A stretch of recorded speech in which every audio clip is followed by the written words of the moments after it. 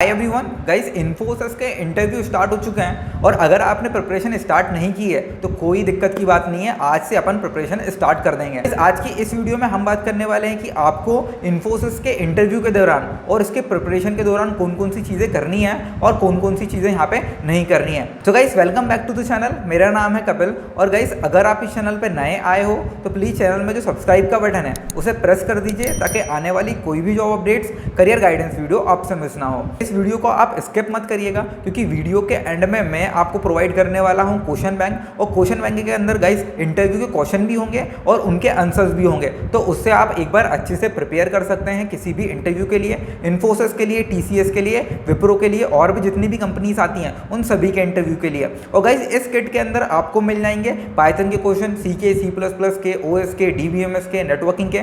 आपको इन सारे सब्जेक्ट के अलग अलग क्वेश्चंस और उनके इंटरव्यू के आंसर्स मिल जाएंगे, तो आप इनको पढ़ सकते हैं। गाइज आप इससे बहुत ही अच्छी तरीके से प्रिपेयर कर सकते हैं, वो भी फ्री में। तो गाइज आइए बात कर लेते हैं आपको कौन कौन सी चीज़ें करनी है इंटरव्यू के पहले। तो गाइज फर्स्ट थिंग ये है कि आपको अपना एक इंट्रोडक्शन तैयार करना है। गाइज उस इंट्रोडक्शन के अंदर आप अपनी फैमिली को इंक्लूड मत करिएगा, उसमें जस्ट आप अपनी टेक्निकल चीज़ों को ही इंक्लूड करिएगा। मीन्स आपकी स्कूल के परसेंटेज, आपकी कॉलेज के सीजीपीए और आपके सर्टिफिकेशन और किस किस लैंग्वेज पे आपको कमांड आती है, उन सारी चीज़ों के बारे में आप इंट्रोडक्शन में बता सकते हैं। गाइज आप अपने प्रोजेक्ट को भी डिस्कस कर सकते हैं अपने इंट्रोडक्शन में और अपनी हॉबीज़ को और अपने इंटरेस्ट को भी वहाँ पे आप बता सकते हैं। दूसरी चीज़ आपको ये करना है कि आपको अपने रिज्यूमे का रिवीजन करना है। मीन्स आपने कौन कौन सी चीज़ें रिज्यूमे मेंशन करी हुई है उन सारी चीज़ों को गाइस आपको एक बार पढ़ लेना है। मीन्स अगर आपने उसमें प्रोजेक्ट के बारे में डिस्कस किया है तो आप अपने प्रोजेक्ट को एक बार पढ़ लें, समझ लें। मीन्स उसके अंदर आपने कौन कौन सी टेक्नोलॉजी का यूज़ किया हुआ है, कौन कौन सी लैंग्वेज आपने उसमें यूज़ करी हुई है, कैसे वो काम कर रहा है। सो उस हिसाब से गाइस आप एक प्रोजेक्ट समरी बना सकते हैं और उस समरी को और भी कंपनी के इंटरव्यू में यूज़ कर सकते हैं। तो इसके लिए आप अपने प्रोजेक्ट के सिनॉप्सिस को पढ़ सकते हैं और इसके बारे में अपने प्रोजेक्ट समरी को जान सकते हैं। अगर आपको इंटरव्यू में कोई भी क्वेश्चन आता है प्रोजेक्ट से रिलेटेड तो आप उसका आंसर अच्छे से दे पाएं। तो गाइस देख लेते हैं अपने इस थर्ड पॉइंट को। तो थर्ड पॉइंट के अंदर ये है कि अगर आपने किसी भी लैंग्वेज के बारे में अगर अपने रिज्यूमे में मेंशन किया हुआ है कि आपको सी के ऊपर एक्सपीरियंस है, सी प्लस प्लस के ऊपर या फिर पाइथन के ऊपर एक्सपीरियंस है, तो आप गाइस एक बार इन लैंग्वेज के थ्योरी को जान लें, इनके ऑब्जेक्ट ओरिएंटेड के कॉन्सेप्ट को एक बार पढ़ लें और इनके अंदर क्या क्या चीज़ें यूज होती है। जैसे अगर मैं बात करूँ सी की, सी प्लस प्लस की, तो इसमें हेडर फाइल्स होती हैं तो उनके बारे में पढ़ लें और इन सारी चीज़ों के थ्योरेटिकल कॉन्सेप्ट्स पे एक बार नज़र डाल लें। गाइस क्योंकि इंजीनियर्स को प्रैक्टिकल नॉलेज तो होता है लेकिन वो थ्योरी में उसको एक्सप्लेन नहीं कर पाते, तो आप एक बार इनके थ्योरी के क्वेश्चंस को जान लें। तो गाइस इसके लिए मैंने एक किट प्रोवाइड की है, इंटरव्यू प्रिपरेशन किट। और गाइस ये आपको हमारे टेलीग्राम चैनल के ऊपर मिल जाएगी, इसका लिंक मैंने डिस्क्रिप्शन में दिया हुआ है, तो आप वहाँ से इस किट को डाउनलोड कर सकते हैं। गाइस इसके अंदर आपको सारे क्वेश्चन मिल जाएंगे जिससे आप अच्छे से प्रिपेयर कर सकते हैं। तो गाइस चौथा पॉइंट आता है गाइस हमारा सर्टिफिकेशन का। ठीक है, तो गाइस अगर आपने किसी भी सर्टिफिकेशन को अपने रिज्यूमे में मेंशन किया हुआ है तो आप एक बार उन सर्टिफिकेशन के बारे में सारी इन्फॉर्मेशन जान लें। मीन्स अगर आपने क्लाउड कंप्यूटिंग के बारे में मेंशन किया हुआ है तो आप एक बार सारी क्लाउड कंप्यूटिंग की चीज़ों को पढ़ लें।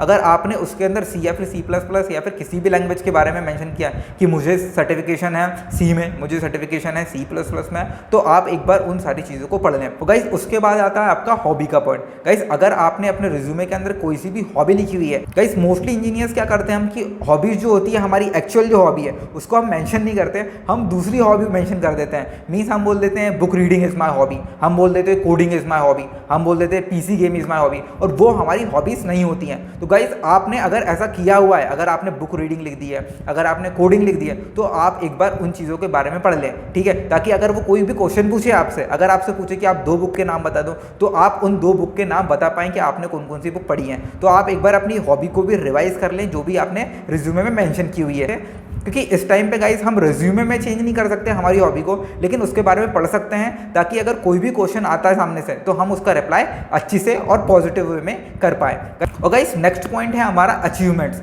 तो ठीक है, अचीवमेंट्स गाइस एक बहुत ही इंपॉर्टेंट रोल निभाता है अपने रिज्यूमे में प्लस आपके इंट्रोडक्शन में। गाइस अगर आपने अपने रिज्यूमे में मेंशन नहीं किया हुआ है तो कोई दिक्कत नहीं है, आप इसको अपने इंट्रोडक्शन के अंदर मेंशन कर सकते हैं। अगर आपने कुछ भी अचीव किया है या फिर किसी चीज़ में पार्टिसिपेशन किया तो आप इंट्रोडक्शन के अंदर बोल सकते हो like I am the finalist of smart India hackathon, I am the finalist of this hackathon in the year of this. ठीक है, तो इस हिसाब से आप अपने अचीवमेंट्स को बढ़ा सकते हो गाइस ये एक प्लस पॉइंट होगा आपके इंटरव्यू के अंदर। गाइस नेक्स्ट चीज़ आती है कि आपके क्वेश्चन और आंसर की। जब इंटरव्यूअर आपसे पूछते हैं कि do you have any question, तो मोस्टली स्टूडेंट्स मना कर देते हैं और इससे एक नेगेटिव इंपैक्ट तो नहीं पड़ता कि सही I don't have any question. तो आप एक क्वेश्चन पूछ सकते हैं उनसे ताकि आप इंटरेक्टिव लगें और आपके इंटरव्यू के अंदर एक प्लस पॉइंट हो। मीन्स आप नॉर्मली क्वेश्चन भी पूछ सकते हैं, जैसे कि सर आपका फर्स्ट डे कैसा था, या फिर कंपनी आने वाले 5 या फिर 10 साल में कैसे या फिर किस टेक्नोलॉजी के ऊपर काम करने वाली है। तो गाइस ऐसे क्वेश्चन आप पूछ सकते हैं इंटरव्यूअर से।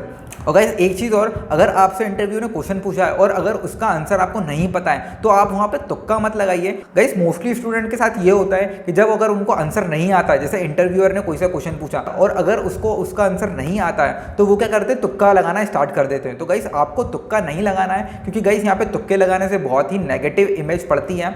मीन्स एक तो आपको आंसर नहीं आता है और उसके बाद में आप यहाँ पे चीज़ों को घुमा रहे हैं, तो आप वहाँ पे घुमाने से अच्छा है आप डायरेक्टली ये बोल सकते हैं कि सर मुझे इसका आंसर नहीं आता है। तो गाइस बहुत सारे स्टूडेंट्स ये भी पूछते हैं कि सर अगर हमारे पास 10 क्वेश्चन आए हुए हैं और 10 में से अगर मैंने 7 या फिर 8 का आंसर दिया हुआ है तो कोई नेगेटिव इंपैक्ट पड़ेगा। गाइस ऐसा कुछ भी नहीं है कि आपने जितने ज़्यादा क्वेश्चन के आंसर दिए उस हिसाब से आपकी पॉइंटिंग होगी। यहाँ पे ये चीज़ें मैटर करती है कि आप जिस भी क्वेश्चन का आंसर दे रहे हैं तो आप उसको अच्छे से एक्सप्लेन कर पा रहे हैं या फिर नहीं कर पा रहे हैं, और यहाँ पे आपको उस चीज़ों के बारे में पता है कि भी नहीं पता है। तो ये चीज़ें गाइस मैटर करती है, यहाँ पे नंबर ऑफ क्वेश्चन बिल्कुल भी नहीं मैटर करते हैं। गाइस इंटरव्यू से पहले इन सारी चीज़ों का ध्यान रखिएगा, और जो मैंने रिसोर्सेज दी हुई है पढ़ने के लिए गाइस उनसे अच्छे से आप प्रिपेयर कर सकते हैं। तो गाइस अगर आपको ये वीडियो अच्छा लगा हो तो प्लीज़ इसे लाइक कर दीजिए और शेयर कर दीजिए अपने फ्रेंड्स के साथ, ताकि वो भी इंटरव्यू के लिए प्रिपेयर कर पाए। तो गाइस अगर आपको कोई भी क्वेश्चन या फिर क्वेरी है तो आप हमारे कमेंट बॉक्स के अंदर लिख सकते हैं, मैं 100% उसका आंसर दूंगा। तो गाइस वीडियो को एंड करने से पहले एक बात हो, आप किसी भी अफवाह पे ध्यान मत दीजिए। गाइस आप हाथ धोते रहिए और मास्क लगा के रखिए। Stay safe, stay healthy. Guys मिलते हैं एक नई वीडियो के साथ।